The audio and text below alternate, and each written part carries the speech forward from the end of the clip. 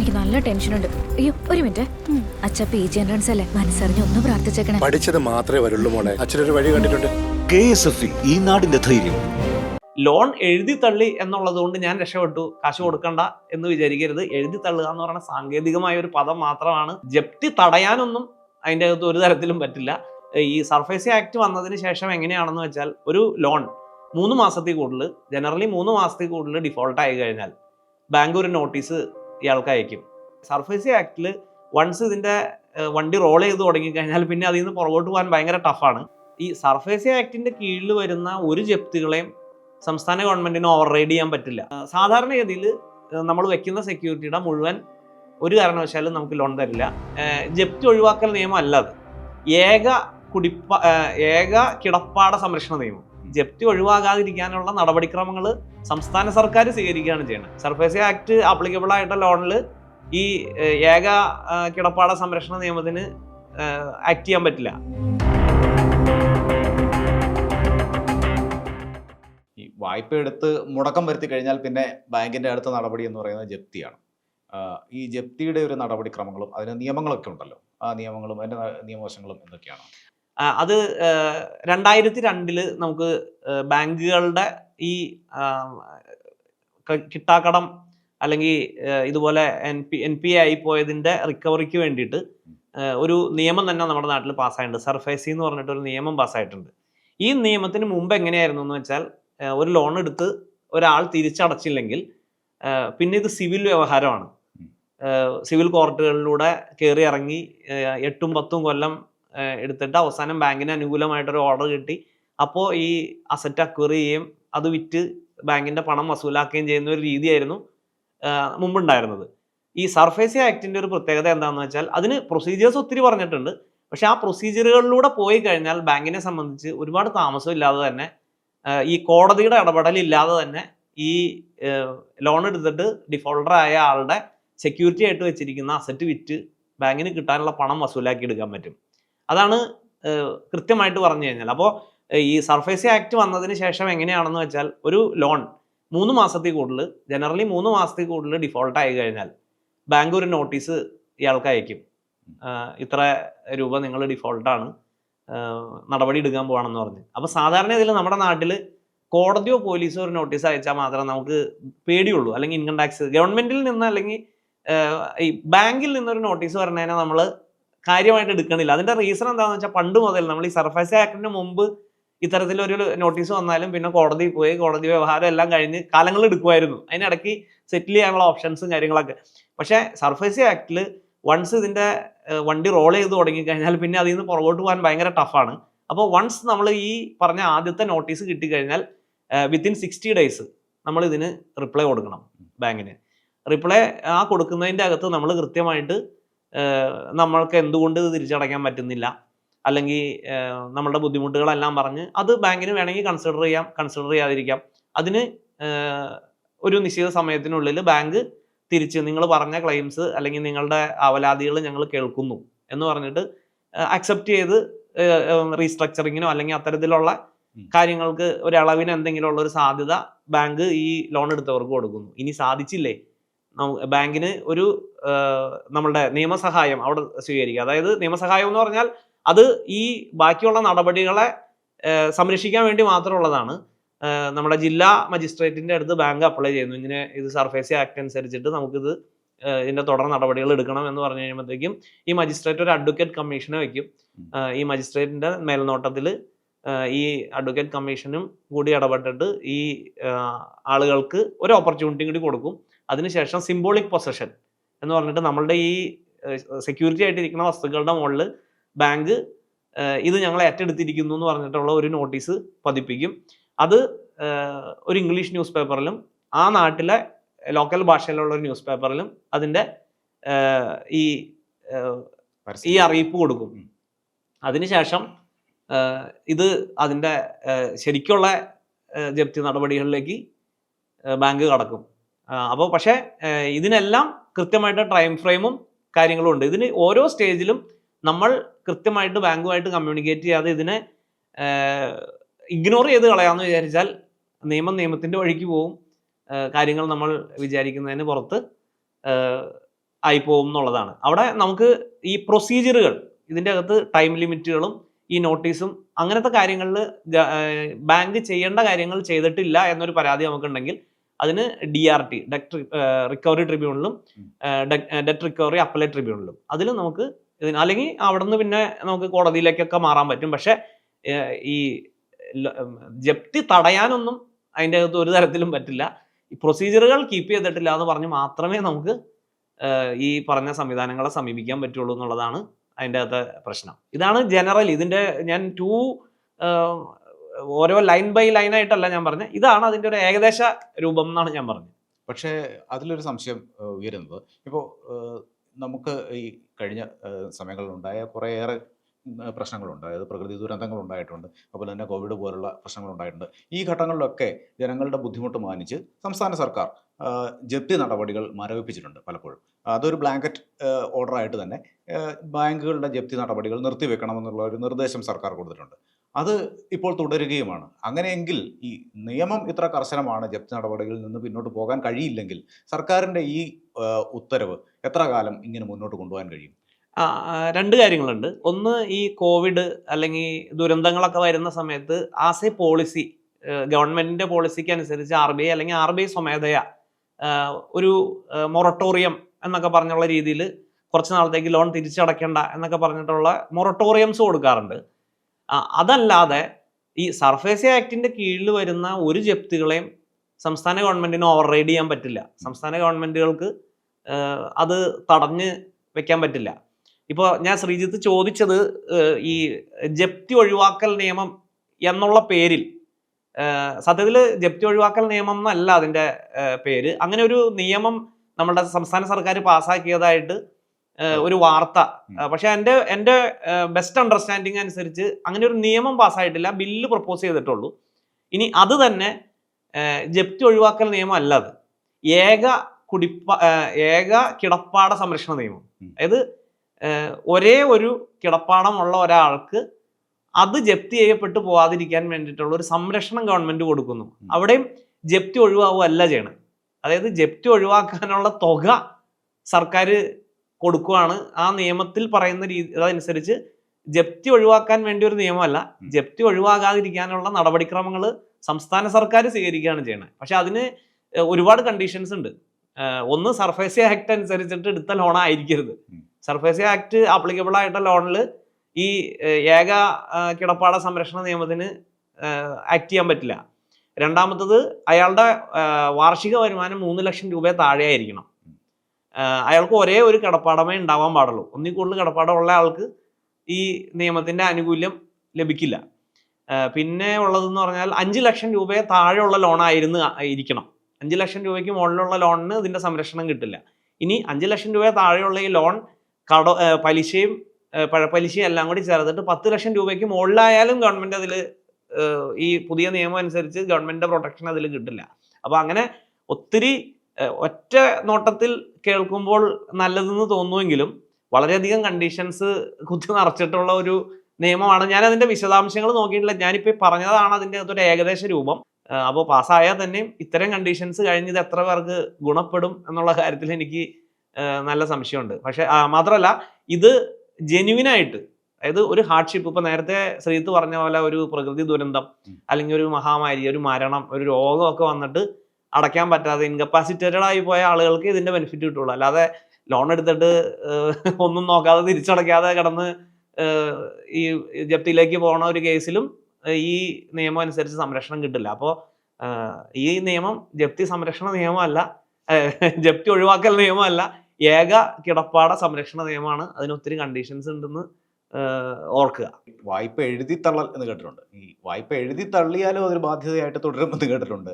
എന്താണ് അതിൻ്റെ ഒരു റിയാലിറ്റി? വായ്പ എഴുതിത്തള്ളൽ എന്നുള്ള വാക്ക് നമ്മൾ ഒരു പൊതുവ്യവഹാര ഭാഷയിൽ ആലോചിച്ചിട്ടുള്ള പ്രശ്നമാണ്.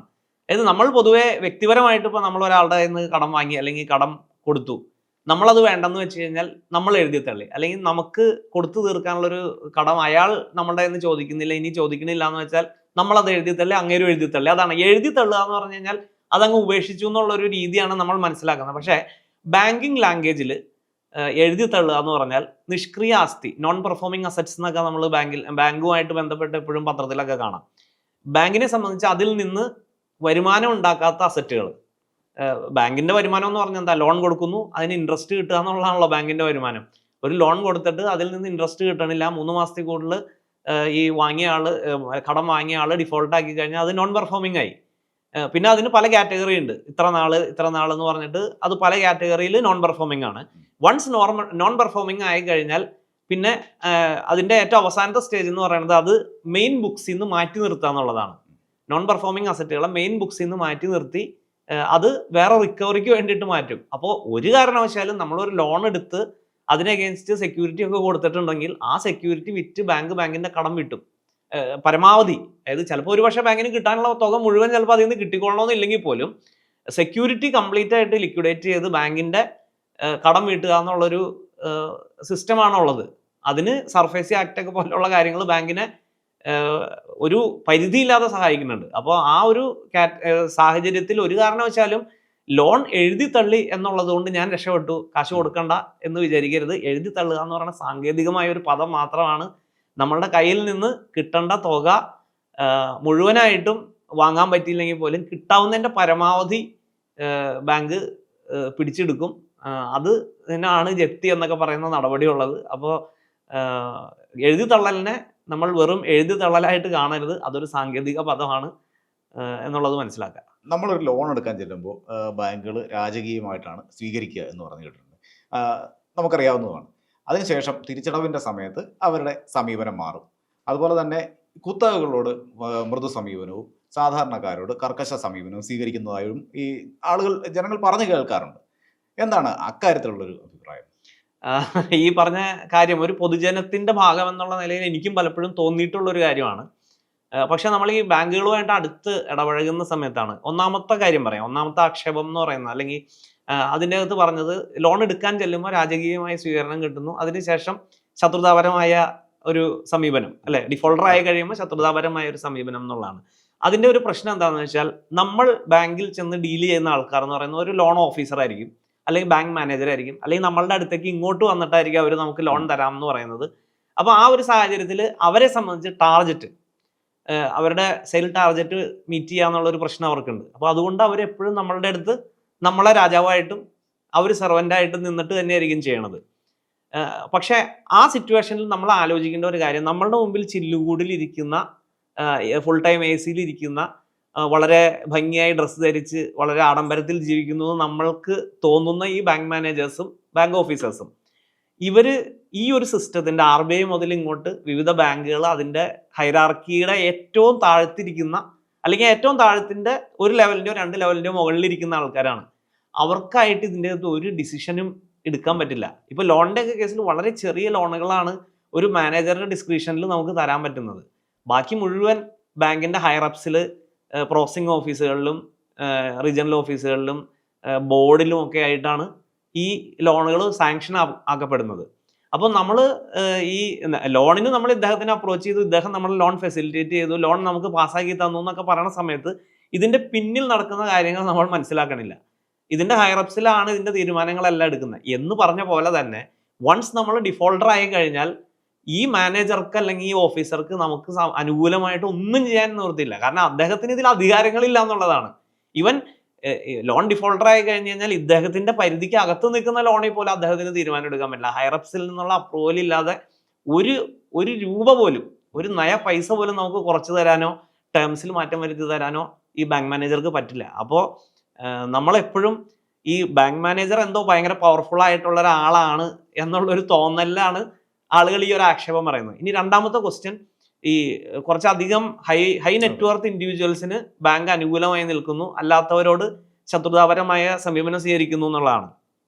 അതിൻ്റെ അകത്തുള്ള കാരണം എന്താണെന്ന് വെച്ചാൽ, ഒന്ന് ഞാൻ നേരത്തെ പറഞ്ഞ പോലെയുള്ള ആ വലിയ കുത്തകകൾ, അവർക്കൊക്കെ ലോൺ ഡിഫോൾട്ട് ആയാലും ഇതുപോലെ NPA അങ്ങനത്തെ കാര്യങ്ങളൊക്കെ വന്നാലും അത് ഫൈറ്റ് ചെയ്യാൻ അവർക്ക് സ്വന്തമായിട്ടൊരു ലീഗൽ ഡിപ്പാർട്ട്മെൻറ്റും, അല്ലെങ്കിൽ അതിന് ഫൈറ്റ് ചെയ്യാൻ തക്ക ലീഗൽ കണക്ഷൻസും സെറ്റപ്പൊക്കെ ഉണ്ടാവും. ഒരു സാധാരണക്കാരനെ സംബന്ധിച്ച് അതൊന്നും ഉണ്ടാവില്ല. അപ്പോൾ ഗാർഡ് ചെയ്യേണ്ട സ്ഥലങ്ങളിൽ ഗാർഡ് ചെയ്ത് പോകാൻ അവർക്ക് പലപ്പോഴും സാധാരണക്കാർക്ക് പറ്റില്ല. അപ്പോൾ ഇവർക്ക് ഈ വളരെ സ്ട്രിഞ്ചന്റ് ആൻഡ് സ്ട്രിക്റ്റ് ആയിട്ട് സാധാരണക്കാരന് തോന്നണം എന്താണെന്ന് വെച്ചാൽ പ്രൊസീജിയർ എല്ലാവരോടും ബാങ്ക് എടുക്കുന്ന ഒരുപോലെയാണ്. ഈ അത്തരത്തിലുള്ള നടപടികളോട് പ്രതികരിക്കാനുള്ള സൗകര്യവും സാഹചര്യവും ഈ കുത്തകകൾക്കും ഹൈ നെറ്റ്വർത്ത് ഇൻഡിവിജ്വൽസിനും ഉണ്ടാവും. സാധാരണക്കാർക്ക് അതിന് സാഹചര്യം ഉണ്ടാവില്ല. അപ്പോൾ നമുക്ക് പലപ്പോഴും തോന്നും അവർക്ക് അനുകൂലമായിട്ട് ബാങ്ക് നിൽക്കുന്നു, നമുക്ക് പ്രതികൂലമായിട്ട് ബാങ്ക് നിൽക്കുന്നു എന്ന്. അത് ശരിക്കും പറഞ്ഞാൽ ഒരു തോന്നൽ മാത്രമാണ്. ആരായാലും ലോൺ ആരെടുത്താലും ബാങ്ക് ഒരേ രീതിയിലായിരിക്കും ട്രീറ്റ് ചെയ്യണേ. പക്ഷെ അതിന് തിരിച്ച് നമുക്ക് ഏതൊക്കെ രീതിയിൽ അതിനെ പ്രതിരോധിക്കാൻ പറ്റും എന്നുള്ളത് നമ്മളുടെ കഴിവും സ്വാധീനവും എല്ലാം അനുസരിച്ചിരിക്കും. അപ്പോൾ നമ്മൾ എപ്പോഴും ശ്രദ്ധിക്കേണ്ട ഒരു കാര്യം, വേറൊരാളെ മാതൃകയാക്കിക്കൊണ്ടല്ല, അതായത് അവരോട് അങ്ങനെയാണ് എന്നോട് ഇങ്ങനെയൊന്നല്ല. ഞാൻ ലോൺ എടുത്താൽ ഞാൻ കൃത്യമായിട്ട് തിരിച്ചടയ്ക്കുക എന്നുള്ള ഒരു സാമ്പത്തിക അച്ചടക്കം പാലിക്കുക എന്നുള്ളതേ അതിന് മാർഗ്ഗമുള്ളൂ. നമ്മളിപ്പോൾ പല ലോണുകൾക്കും സെക്യൂരിറ്റി ആയിട്ട് പല കാര്യങ്ങളും കൊടുക്കാറുണ്ട്. ഇപ്പം പ്രോപ്പർട്ടി കൊടുക്കാറുണ്ട്, അതുപോലെ തന്നെ ആഭരണങ്ങൾ കൊടുക്കാറുണ്ട്.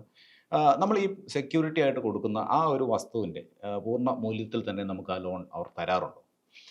അതായത് ലോൺ ടു വാല്യൂ എന്നാണ് അതിന് പറയുന്നത്. അതായത് സെക്യൂർഡ് ലോണുകൾ, നമ്മൾ നേരത്തെ പറഞ്ഞ ഗവൺമെന്റ് ഗ്യാരണ്ടീഡ് ലോണോ അൺസെക്യൂർഡ് ലോണിനോ ഈ കാര്യം ബാധകമാവണില്ല. സെക്യൂർഡ് ലോണുകൾ, ഒരു സെക്യൂരിറ്റിക്ക് അഗെയിൻസ്റ്റ് നമുക്ക് തരുന്ന ലോണുകളിൽ സാധാരണഗതിയിൽ ഒരു മാർജിൻ, അതായത് ഇപ്പോൾ ഒരു വീട് പണിയാൻ വേണ്ടിയിട്ടാണ് നമ്മൾ ചെല്ലണമെന്നുണ്ടെങ്കിൽ നിങ്ങളുടെ കയ്യിൽ എന്തുണ്ട്, അതായത് ഇപ്പോൾ ഒരു വീട് പണിയാൻ കരുതി നമ്മൾ ചെല്ലുന്നു, അപ്പോൾ അതിൻ്റെ തറ കെട്ടാനുള്ള തുകയെങ്കിലും ഈ ലോൺ എടുക്കുന്ന ആളുടെ കയ്യിൽ വേണമല്ലോ. അപ്പോൾ തറ കെട്ടാൻ എന്നുള്ളതല്ല, മൊത്തത്തിൻ്റെ ഒരു 25% നിങ്ങൾ എടുക്കുമോ, അങ്ങനെയാണെങ്കിൽ ബാക്കി 75% ഗവൺമെൻറ് ബാങ്ക് തരാം. അല്ലെങ്കിൽ ഇപ്പോൾ ഗോൾഡ് ഇപ്പോൾ കൊണ്ടുവന്നിട്ട് നമ്മൾ 1 ലക്ഷം രൂപ ഗോൾഡിന് വിലയുള്ള സമയത്ത് ഈ 1 ലക്ഷം തന്ന് നാളെ ഗോൾഡിൻ്റെ വാല്യൂ കുറഞ്ഞു പോയ ബാങ്ക് എന്ത് ചെയ്യും? അപ്പോൾ അതിന് അവർ ഒരു മാർജിൻ, അതാണ് ഈ 1 ലക്ഷം രൂപ അല്ലെങ്കിൽ 10 ലക്ഷം രൂപ വിലയുള്ളതിൻ്റെ ഇത്ര % നിങ്ങൾ ബെയർ ചെയ്യുക, ബാക്കി നമ്മൾ ഫിനാൻസ് ചെയ്യുക എന്നുള്ളതാണ് അതിൻ്റെ കൺസെപ്റ്റ്. അപ്പോൾ സാധാരണഗതിയിൽ നമ്മൾ വെക്കുന്ന സെക്യൂരിറ്റിയുടെ മുഴുവൻ ഒരു കാരണവശാലും നമുക്ക് ലോൺ തരില്ല. ചില ലോണുകളിൽ 50%, ചില ലോണുകളിൽ 75%, ചില ലോണുകളിൽ 80%. അങ്ങനെ അത് കൃത്യമായിട്ട് loan to value bank fix ചെയ്യും. അതിനനുസരിച്ചേ നമുക്ക് ലോൺ കിട്ടുള്ളൂ. അതായത് ഹൗസിംഗ് ലോണുകളിലാണെന്ന് തോന്നുന്നു ഈ ഒരു മാർജിൻ അവർ കൂടുതലായിട്ട് കൊടുക്കുന്നത്. അതായത് ഒരു സ്ഥലം വാങ്ങി വീട് വെക്കുന്നതും അതുപോലെ തന്നെ ഒരു വീട് പ്രോപ്പർട്ടി ഉൾപ്പെടെ വാങ്ങുന്നതും തമ്മിൽ നല്ല വ്യത്യാസമുണ്ട് തോന്നുന്നു. അല്ല, അതിൽ ഒന്ന് ഈ പ്രോപ്പർട്ടിയുടെ വാല്യുവേഷൻ, ആ പ്രദേശത്തെ വാല്യുവേഷൻ. രണ്ടാമത്തത് ഈ നമ്മൾ സ്ഥലം വാങ്ങി വീട് വെക്കുന്നതും വീട് വെക്കുമെന്നുള്ള ഗ്യാരണ്ടിയിൽ ലോൺ കൊടുക്കുമ്പോഴും ആ റിസ്ക് ഉണ്ടല്ലോ, നാളെ ഇവൻ ഈ വീട് വെക്കും എന്നുള്ളതിന് ഉറപ്പില്ല. അതേസമയം സ്ഥലവും വീടും കൂടി വാങ്ങുമ്പോഴത്തേക്കും കുറച്ചും കൂടി സേഫാണ്. അത്രയും വാല്യുവേഷൻ ഉള്ള ഒരു സാധനം റെഡിലി അവൈലബിൾ ആണ്. അപ്പോൾ അത്തരത്തിലുള്ള പല കൺസിഡറേഷൻസ് അതിലുണ്ട്. അപ്പോൾ അതായത് അത് മാത്രമല്ല, ബാങ്കിന്റെ പോളിസികളും ഉണ്ട്. ഇപ്പോൾ ഓരോ ബാങ്കിനും ഹൗസിംഗ് ലോണിന് ഇത്രയെങ്കിലും മാർജിൻ ഉണ്ടാവണം, അല്ലെങ്കിൽ ലോൺ ടു വാല്യൂ ഉണ്ടാവണം എന്നുള്ളത് ബാങ്ക് തീരുമാനിക്കും. അതിനനുസരിച്ചേ ലോൺ കൊടുക്കുള്ളൂ. വായ്പകളുടെ ഒറ്റത്തവണ തീർപ്പാക്കൽ പദ്ധതി എന്ന് കേട്ടിട്ടുണ്ട്. അതുപോലെ തന്നെ ഉള്ളൊരു പദ്ധതിയാണ് ലോൺ റീസ്ട്രക്ചറിങ്. ഇതിലൂടെയൊക്കെ പോകുന്നവർക്ക് പിന്നീട് ക്രെഡിറ്റ് സ്കോർ ഉണ്ടാവില്ല എന്ന് കേട്ടിട്ടുണ്ട്. എന്താണ് അതിലൊരു വാസ്തവം? തീർച്ചയായിട്ടും അതിൽ വാസ്തവമുണ്ട്. അതിൻ്റെ കാര്യം എന്താണെന്ന് വെച്ചാൽ, ഒന്ന് ഈ ഒറ്റത്തവണ തീർപ്പാക്കൽ പദ്ധതി, വൺ ടൈം സെറ്റിൽമെന്റ്, അത് ഈ 2 കാര്യങ്ങളും ലോൺ ഡിഫോൾട്ട് ആവുമ്പോഴാണ് ഈ 2 കാര്യങ്ങളിലേക്ക് പോകുന്നത്. ഒറ്റത്തവണ തീർപ്പാക്കൽ പദ്ധതി തീർച്ചയായിട്ടും ഡിഫോൾട്ടറായി കഴിയുമ്പോഴാണ് സംഭവിക്കുന്നത്. ഈ റീസ്ട്രക്ചറിങ് 2 രീതിയിൽ സംഭവിക്കാം. ഒന്നുകിൽ സംഗതി ഡിഫോൾട്ടർ ആയി കഴിഞ്ഞ് സംഭവിക്കാം, ഇല്ലെങ്കിൽ ഡിഫോൾട്ടർ ആവുന്നതിന് മുമ്പ് ഈ ബൊറോവർ വന്നിട്ട് ലെൻഡറോട് പറയുവാണ്, എനിക്കിത് അടച്ചു തീർക്കാൻ പറ്റണില്ല, അപ്പോൾ ഇതൊന്ന് റീസ്ട്രക്ചർ ചെയ്ത് തന്നു കഴിഞ്ഞാൽ എനിക്ക് കുറച്ചും കൂടി സൗകര്യമായിരിക്കും. ഈ 2 കാര്യങ്ങളിൽ സംഭവിക്കണം എന്താണെന്ന് വെച്ചാൽ, ഒന്ന് ഈ വൺ ടൈം സെറ്റിൽമെന്റിൽ പലപ്പോഴും ബാങ്കിന് കിട്ടാനുള്ള ഇൻട്രസ്റ്റ് മുഴുവനായിട്ട് എഴുതി തള്ളേണ്ടി വരും, അല്ലെങ്കിൽ ഇൻട്രസ്റ്റ് ഒരു പോർഷൻ എഴുതി തള്ളേണ്ടി വരും. ചിലപ്പോൾ ഒരു പക്ഷേ ഈ കൊടുത്ത ലോണിനേക്കാളും കുറഞ്ഞൊരു തുകയ്ക്ക് പോലും സെറ്റിൽമെന്റ് സമ്മതിക്കുന്ന സന്ദർഭങ്ങളുണ്ട്. അപ്പോൾ എങ്ങനെയായാലും ബാങ്കിനെ സംബന്ധിച്ച് കിട്ടേണ്ട എമൗണ്ട്, ഡ്യൂ ആയിട്ടുള്ള എമൗണ്ട് നഷ്ടപ്പെടുത്തിക്കൊണ്ടുള്ള ഒരു കളിയാണ് ഈ OTS എന്ന് പറയുന്നത്, വൺ ടൈം സെറ്റിൽമെന്റ് അല്ലെങ്കിൽ ഒറ്റത്തവണ തീർപ്പാക്കൽ എന്ന് പറയുന്നത്. അപ്പോൾ അവിടെ കൊടുത്ത കാശ് തിരിച്ചു കിട്ടണില്ല, അല്ലെങ്കിൽ കിട്ടാനുള്ള കാശ് തിരിച്ചു കിട്ടണില്ല എന്ന് പറയുമ്പോഴത്തേക്കും അവിടെ ക്രെഡിറ്റ് വർത്തിനെസ് പോയല്ലോ. രണ്ടാമത്തേന്ന് പറഞ്ഞു കഴിഞ്ഞാൽ, ഒരു ടേം അനുസരിച്ചിട്ട്, അതായത് നമ്മളൊരു ലോൺ എഗ്രിമെന്റും ഒക്കെ വെച്ചിട്ട് ഇത്ര നാളത്തേക്ക് ഇത്ര രൂപ ഇത്ര % ഇൻട്രസ്റ്റിൽ നിങ്ങൾക്ക് തന്നിരിക്കുന്നു, അത് ഇന്ന രീതിയിൽ തിരിച്ചടയ്ക്കണമെന്നാണല്ലോ പറയണേ. റീസ്ട്രക്ചറിങ് എന്ന് പറഞ്ഞു കഴിഞ്ഞാൽ അതിനൊരു ഇളക്കം തട്ടുക എന്നുള്ളതാണ്. നമ്മൾ ആദ്യം ചെയ്ത ലോൺ അഗ്രിമെന്റ് മാറ്റി അതിൻ്റെ അകത്ത് ഇൻട്രസ്റ്റ് റേറ്റിൽ അഡ്ജസ്റ്റ്മെന്റ്, ടെന്യൂറിൽ അഡ്ജസ്റ്റ്മെന്റ് ഒക്കെ നടത്തിയിട്ട് നമ്മളുടെ ഇൻസ്റ്റാൾമെന്റ്സ് കുറയ്ക്കുകയോ അല്ലെങ്കിൽ ലോൺ ലൈബിലിറ്റി കുറയ്ക്കുകയോ ചെയ്യുന്ന ഒരു പരിപാടിയാണ് റീസ്ട്രക്ചറിങ് എന്ന് പറയുന്നത്.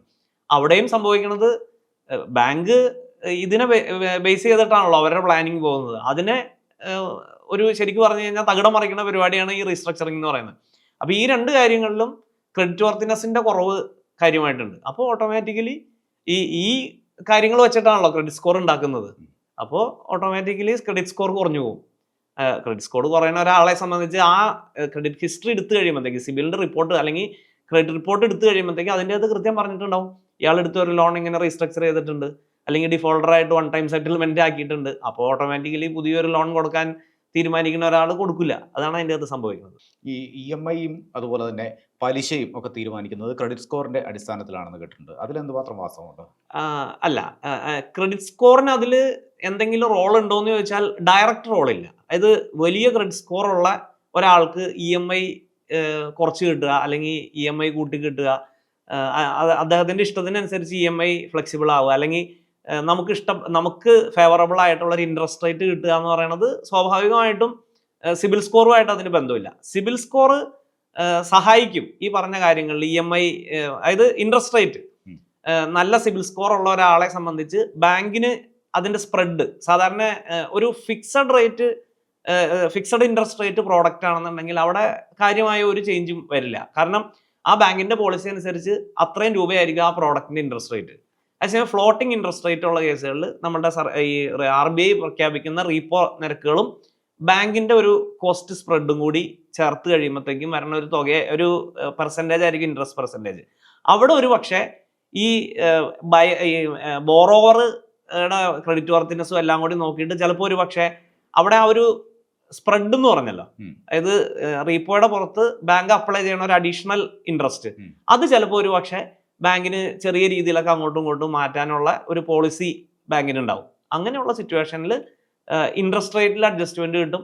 ആ ഇൻട്രസ്റ്റ് റേറ്റ് അഡ്ജസ്റ്റ്മെന്റ് കൊണ്ട് തന്നെ നമ്മളെ സംബന്ധിച്ച് EMI-യിലും ചിലപ്പോൾ കുറവ് കിട്ടാനുള്ള പോസിബിലിറ്റി ഉണ്ട്. അല്ലാതെ ഡയറക്റ്റ് സിബിൽ, നല്ല സിബിൽ ഉള്ളത് കൊണ്ട് നമുക്കൊരു ഫേവറബിൾ EMI-യോ ഫേവറബിൾ ഇൻട്രസ്റ്റ് റേറ്റോ കിട്ടുമെന്ന് നമുക്ക് പറയാൻ പറ്റില്ല. ഒരു വായ്പയുടെ EMI എങ്ങനെയാണ് തീരുമാനിക്കുന്നത്? ഈക്വൽ മന്ത്ലി ഇൻസ്റ്റാൾമെന്റ് അല്ലെങ്കിൽ ഇക്വേറ്റഡ് മന്ത്ലി ഇൻസ്റ്റാൾമെന്റ്, അതായത് പ്രതിമാസം നമ്മൾ അടയ്ക്കണ ഒരേ തുക, ഒരേ തരത്തിലുള്ള തുക. അതാണ് ഒരു ലോൺ എടുത്തു കഴിഞ്ഞാൽ നമ്മൾ തിരിച്ചടയ്ക്കുന്ന തുക എന്ന് പറയുന്നത് ഒരേ എമൗണ്ട് ആയിരിക്കും എന്നും. പക്ഷെ അതിൻ്റെ അകത്ത് ഞാൻ നേരത്തെ നമ്മളൊരു ക്വസ്റ്റിൻ്റെ ആൻസർ ആയിട്ട് പറഞ്ഞ പോലെ അതിൻ്റെ തുടക്കത്തിൽ ഈ നമ്മൾ 3-ാം ക്ലാസ്സിൽ 4-ാം ക്ലാസ്സിലൊക്കെ ഇൻട്രസ്റ്റ് റേറ്റ് പഠിക്കുന്ന അതിൻ്റെ അകത്ത് സിമ്പിൾ ഇൻട്രസ്റ്റ് എന്ന് പറയുന്ന ഒരു സിസ്റ്റം ഉണ്ട്. നമ്മളൊരു 10,000 രൂപ ഒരാളുടെ കയ്യിൽ നിന്ന് 10% വാങ്ങിക്കഴിഞ്ഞാൽ 1000 രൂപയാണ് അതിൻ്റെ പലിശ. അതിപ്പോൾ നമ്മൾ 10 മാസത്തേക്കാണ് മേടിച്ചതെന്നുണ്ടെങ്കിൽ ഓരോ മാസം 100 രൂപ പലിശ എന്നുള്ള രീതിയിൽ വേണമെങ്കിൽ പറയാം. പക്ഷേ ആ ഒരു മെക്കാനിസം അല്ല EMI എന്ന് പറയുമ്പോഴത്തേക്കും വരണം. അതിനൊരു കാൽക്കുലേഷൻ അല്ല. 3 ഫാക്ടേഴ്സ് ആണ് ഇതിൻ്റെ അകത്ത് ഉള്ളത്. ഒന്ന്, എമൗണ്ട് ഓഫ് പ്രിൻസിപ്പിൾ, നമുക്ക് എത്രയാണ് ലോൺ തന്നതെന്നുള്ളത്. രണ്ടാമത്തത് അതിൻ്റെ ഇൻട്രസ്റ്റ് റേറ്റ്. മൂന്നാമത്തത് എത്ര നാളത്തേക്കാണ് ലോൺ തന്നിട്ട്, എത്ര മാസത്തേക്കാണ് അല്ലെങ്കിൽ എത്ര വർഷത്തേക്കാണ്, ഏത് രീതിയിലാണ് compounding, daily compounding, monthly compounding, quarterly compounding, yearly compounding, ഏത് രീതിയിലും ആവാം. നോർമലി ബാങ്കുകളുടെ എല്ലാ ലോൺ മന്ത്ലി കോമ്പൗണ്ടിങ് ആണ്. അപ്പോൾ ആ മന്ത്ലി കോമ്പൗണ്ടിങ് റേറ്റിൽ EMI മെത്തേഡിലുള്ള ലോൺ ആണെന്നുണ്ടെങ്കിൽ നമ്മൾ ഒരു ലോൺ എടുത്തു കഴിഞ്ഞാൽ നമ്മൾ നേരത്തെ പറഞ്ഞു ആദ്യത്തെ ഇൻസ്റ്റാൾമെന്റിൽ എപ്പോഴും വലിയൊരു എമൗണ്ട് ഇൻട്രസ്റ്റും ചെറിയൊരു എമൗണ്ട് റീപേയ്മെന്റും, പ്രിൻസിപ്പൽ റീപേയ്മെന്റും. അത് ഇപ്പോൾ ഒന്ന് ഏതാണ്ട് പകുതിയോളം കഴിയുമ്പോഴത്തേക്കും ഏതാണ്ട് ഈക്വൽ ആവും രണ്ടും. അവസാന സമയമാകുമ്പോഴത്തേക്കും വളരെ കുറഞ്ഞ ഇൻട്രസ്റ്റും റീപേയ്മെന്റ് കൂടുതൽ. അതിന്റെ കാരണം എന്താണെന്ന് വെച്ചാൽ നമ്മൾ റീപേയ്മെന്റ് കൂടി വരണ അനുസരിച്ച് ഇൻട്രസ്റ്റ്, നമ്മുടെ ഔട്ട്സ്റ്റാൻഡിങ് എമൗണ്ട് കുറയാണല്ലോ, അപ്പോൾ ഇൻട്രസ്റ്റ് കുറഞ്ഞു വന്ന് അങ്ങനെ. പക്ഷെ ആ കാൽക്കുലേഷൻ എടുക്കുമ്പോഴത്തേക്കും ആ രീതിയിലാണ്. ഒരു റീപേയ്മെന്റ് ഷെഡ്യൂൾ എന്ന് പറഞ്ഞൊരു സാധനം നമുക്ക് ഈ ലോൺ എടുക്കുമ്പോൾ തന്നെ അവർ തരും. അത് ആ ഒരു കോംപ്ലക്സ് ഫോർമുലേനെ ബേസ് ചെയ്തിട്ടാണ് കാൽക്കുലേറ്റ് ചെയ്യണത്. അപ്പോൾ ഈ 3 ഫാക്ടേഴ്സ്, ലോൺ എത്ര നാളത്തേക്കാണ്, ഇൻട്രസ്റ്റ് റേറ്റ് എത്രയാണ് നമ്മൾ എടുത്ത ലോൺ, ഈ 3 കാര്യങ്ങളും കൂടി വെച്ചിട്ടാണ് EMI കാൽക്കുലേറ്റ് ചെയ്യണത്. ഇനി ഈ ഇൻട്രസ്റ്റ് റേറ്റ് കാൽക്കുലേറ്റ് ചെയ്യണതിലാണ് ഈ ക്രെഡിറ്റ് വർത്തിനെസ്സും സിബിൽ സ്കോറും ഒക്കെ വരണ, അതുപോലെ ബാങ്കിന്റെ പോളിസി ഒക്കെ അനുസരിച്ചിട്ട് അങ്ങോട്ടും ഇങ്ങോട്ടും മാറ്റം വരുന്നത്. ഒരാളുടെ വായ്പ അർഹത അഥവാ ലോൺ എലിജിബിലിറ്റി എന്നുള്ളത് അതെങ്ങനെയാണ് തീരുമാനിക്കുന്നത്? ലോൺ എലിജിബിലിറ്റി വളരെ അധികം ഫാക്ടേഴ്സിനെ ഡിപ്പെൻഡ് ചെയ്തിട്ടാണ് ഇരിക്കുന്നത്. പ്രധാനമായിട്ട് ഈ ആളുടെ ഇൻകം എത്രയാണെന്നുള്ളത്. ഈ ലോൺ കൊടുത്തു കഴിഞ്ഞാൽ അദ്ദേഹത്തിൻ്റെ മന്ത്ലി ചെലവുകളെല്ലാം കഴിഞ്ഞിട്ട് ഈ ഒരു ലോണിൻ്റെ ഇൻസ്റ്റാൾമെൻറ്റ് മാത്രമല്ല അദ്ദേഹം എടുത്തിരിക്കുന്ന എല്ലാ ലോണുകളുടെയും കൂടെ ഇൻസ്റ്റാൾമെന്റ് അദ്ദേഹത്തിന് ബെയർ ചെയ്യാൻ പറ്റുമോ? അപ്പോൾ ടോട്ടൽ ഒരു മാസത്തെ സാലറിയുടെ അല്ലെങ്കിൽ വരുമാനത്തിന്റെ ഇത്ര പെർസെന്റ് അയാളുടെ പേഴ്സണൽ എക്സ്പെൻഡിച്ചറുകൾ, ഹൗസ് ഹോൾഡ് എക്സ്പെൻഡിച്ചറുകൾ കഴിഞ്ഞിട്ട് ഈ EMI-കളെല്ലാം മീറ്റ് ചെയ്യാൻ പറ്റുമോ എന്നുള്ള കാര്യമാണ് ബാങ്ക് ഒന്നാമതായിട്ട് നോക്കുന്നത്. രണ്ടാമത്തത്, ഇദ്ദേഹം ഏത് തരത്തിലുള്ള ജോലി ചെയ്യണ ഒരാളാണ്. ഇപ്പോൾ സ്റ്റെബിലിറ്റി ഓഫ് ദ ജോബ്. ഇപ്പോൾ ഗവൺമെന്റ് ജോലിയാണെന്നുണ്ടെങ്കിൽ കുറച്ചും കൂടി സ്റ്റേബിൾ ആയിരിക്കും. അത് വേറെ ഇയാൾ ഒരു മോശമായിട്ടുള്ളൊരു കാര്യം ചെയ്യാതെ ഈ ജോലി പോകാത്തൊരു സാഹചര്യം, ആ ഒരു സെക്യൂരിറ്റി ആൻഡ് സ്റ്റെബിലിറ്റി അതിലുണ്ടാവും. പക്ഷെ ഒരു പ്രൈവറ്റ് സെഗ്മെന്റിലേക്ക് അല്ലെങ്കിൽ പബ്ലിക് സെക്ടറിലേക്കൊക്കെ വരുമ്പോഴത്തേക്കും കുറച്ചും കൂടി സ്റ്റെബിലിറ്റി കുറവാണ്. അപ്പോൾ ഈ ജോലിയുടെ സ്റ്റെബിലിറ്റി അല്ലെങ്കിൽ വരുമാനത്തിന്റെ സ്റ്റെബിലിറ്റി അത് ഒരു പ്രധാനപ്പെട്ട കാര്യമാണ്. പിന്നെ ഈ സിബിൽ സ്കോർ, നമ്മൾ നേരത്തെ പറഞ്ഞ സിബിൽ സ്കോർ ഉണ്ടോ എന്നുള്ളത് നോക്കും, അല്ലെങ്കിൽ ക്രെഡിറ്റ് സ്കോർ ഉണ്ടോ എന്നുള്ളത് നോക്കും. പിന്നെ ഈ ഇതില്ലാത്ത സർക്കാർ ജോലി അല്ലെങ്കിൽ അതുപോലെ എസ്റ്റാബ്ലിഷ്ഡ് ആയിട്ടുള്ള ഓർഗനൈസേഷനുകളിലെ ജോലിയാണെങ്കിൽ സാലറി സർട്ടിഫിക്കറ്റ് തന്നെ ഈ ഇൻകം എസ്റ്റാബ്ലിഷ് ചെയ്യാൻ പര്യാപ്തമായിരിക്കും. ഇനി അല്ലാത്തവരുടെ കേസിലാണെന്നുണ്ടെങ്കിൽ 3 വർഷത്തെയോ 2 വർഷത്തെയോ ഒക്കെ ഇൻകം ടാക്സ് റിട്ടേൺ, സ്ഥിര വരുമാനത്തിന്റെ ഇൻകം ടാക്സ് റിട്ടേൺ, അത്തരം കാര്യങ്ങൾ സാധാരണ ഇതിന് നോക്കാറുണ്ട്. പിന്നെ പ്രധാനമായ ഒരു കാര്യം ഏജ് ഓഫ് ദ ആപ്ലിക്കന്റ്. നമ്മൾ വളരെ ചെറുപ്പക്കാരനായിട്ടുള്ള ഒരാൾക്ക് ലോൺ കിട്ടുന്ന പോലെ എളുപ്പമായിരിക്കില്ല ഏജ് ആയിട്ടുള്ള ഒരാൾക്ക്. കാരണം അദ്ദേഹത്തിന്റെ ആയുസ് തുടർന്നുള്ള ഈ അടച്ചു തീർക്കാൻ തുടർന്നുള്ള ആയുസ്. അപ്പോൾ ഒരു സീനിയർ സിറ്റിസനെ സംബന്ധിച്ചൊക്കെ ലോൺ കിട്ടൽ അത്ര എളുപ്പം ഉള്ളൊരു കാര്യമല്ല. അതേസമയം കുറച്ച് ഏജ് കുറവുള്ള ഒരാളെ സംബന്ധിച്ച് ലോൺ കിട്ടാൻ കുറച്ചും കൂടി എളുപ്പമാണ്. പിന്നെ ഒരു നമ്മൾ ബാങ്കുമായിട്ടുള്ള റിലേഷൻ, ഇപ്പം നമ്മൾ ഈ ലോണിന് അപ്രോച്ച് ചെയ്യണ ബാങ്കുമായിട്ട് നമുക്ക് കുറേ അധികം കാലമായിട്ടുള്ള റിലേഷൻ ഉണ്ടെങ്കിൽ നമുക്ക് ലോൺ കിട്ടുക എന്ന് പറയുന്നത് വലിയ ബുദ്ധിമുട്ടുള്ള കാര്യമല്ല. പിന്നെ KYC വളരെ എസെൻഷ്യലായിട്ട് നിയമപരമായിട്ട് തന്നെ നമ്മളിപ്പോൾ എല്ലാ കാര്യങ്ങളും ഓക്കെയാണ്. ഇപ്പോൾ നമ്മൾ മുമ്പ് പറഞ്ഞ എല്ലാ കാര്യങ്ങളും ഓക്കെയാണ്. നമ്മളുടെ ആധാർ കാർഡ് നമുക്കില്ല, അല്ലെങ്കിൽ പാൻ കാർഡ് നമുക്കില്ല, ഒരു കാരണവശാലും ലോൺ കിട്ടില്ല. അപ്പോൾ ഈ KYC-ക്ക് വേണ്ടിയിട്ട് അവർ പറയുന്ന അഡ്രസ് പ്രൂഫ്, അത്തരത്തിലുള്ള കാര്യങ്ങൾ കൃത്യമായിട്ടില്ല എന്നുണ്ടെങ്കിൽ അപ്പോഴും ലോൺ. അപ്പോൾ ഈ കാര്യങ്ങളെല്ലാം കൂടി ചേർത്തിട്ട് സമഗ്രമായിട്ട് ഒരു പഠനം നടത്തിയിട്ടാണ് ബാങ്ക് എപ്പോഴും ലോൺ തരുന്നത്. അത് തന്നെ ചിലപ്പോൾ ഒരു ബാങ്കിൽ ചിലപ്പോൾ കുറച്ച് റിലാക്സേഷൻസ് പലതിലും KYC ഒഴികെ ബാക്കി കാര്യങ്ങളിൽ ചിലപ്പോൾ ഒരു ബാങ്കിന്റെ പോളിസി ആയിരിക്കില്ല വേറൊരു ബാങ്കിന്റെ പോളിസി. അപ്പോൾ ആ ബാങ്ക് തരാം എന്ന് പറഞ്ഞല്ലോ, ഈ ബാങ്ക് എന്താ തരാത്തതെന്ന് ചോദിക്കണം. അതിൻ്റെ ഒരു വ്യത്യാസം എന്ന് പറയുന്നത് അതാണ്. പോളിസി, ഓരോ ബാങ്കിന്റെ പോളിസി അനുസരിച്ചിട്ട് അത്തരം കാര്യങ്ങളിൽ അവർ ചിലപ്പോൾ പക്ഷേ KYC ഗവൺമെന്റിന്റെ അല്ലെങ്കിൽ RBIയുടെ ഒരു ഡയറക്റ്റീവ് അനുസരിച്ചിട്ടുള്ള കാര്യം ആയതുകൊണ്ട് അതൊഴികെ ബാക്കി കാര്യങ്ങളിൽ മാത്രമേ നമുക്കൊരു ഫ്ലെക്സിബിലിറ്റി. പക്ഷേ ജനറലി ഇത്തരം കാര്യങ്ങൾ നോക്കിയിട്ടാണ് ഒരു ബാങ്ക് ഒരാൾക്ക് ലോൺ കൊടുക്കാൻ എലിജിബിലിറ്റി ഉണ്ടോ എന്ന് ഫിക്സ് ചെയ്യുന്നത്.